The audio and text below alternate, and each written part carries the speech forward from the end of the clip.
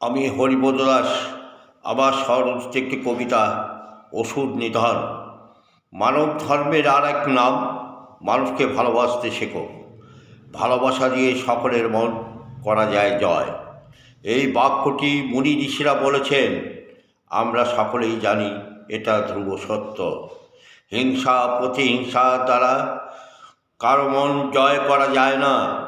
আমাদের সবার উপরে বসে আছেন একজন, তিনি দৃষ্টি রেখে চলেছেন সবার উপর। যেমন কর্ম করবে তার ফল তাকেই পেতে হবে। যৌবনকালে রক্তে রূপতত্ত্ব বেশি থাকে, তাই মানুষের প্রতি দুর্ব্যবহার করা হয়। তা ভাই, একদিন বয়সের সাথে সাথেই নিস্তেজ হয়ে যাবে রক্তের গরম। এখনও সময় আছে নিজেকে শুধরে নেওয়ার, আর মানুষকে ভালোবাসতে শেখো। তা না হলেই তোমার অহংকার পতনের পথে যাবে, জীবন সর্বনাশের পথে নিয়ে যাবে। এখনও সময় আছে, সংযত হও, না হলে মা দুর্গা যেমন করেছিল অসুর নিধন। নমস্কার।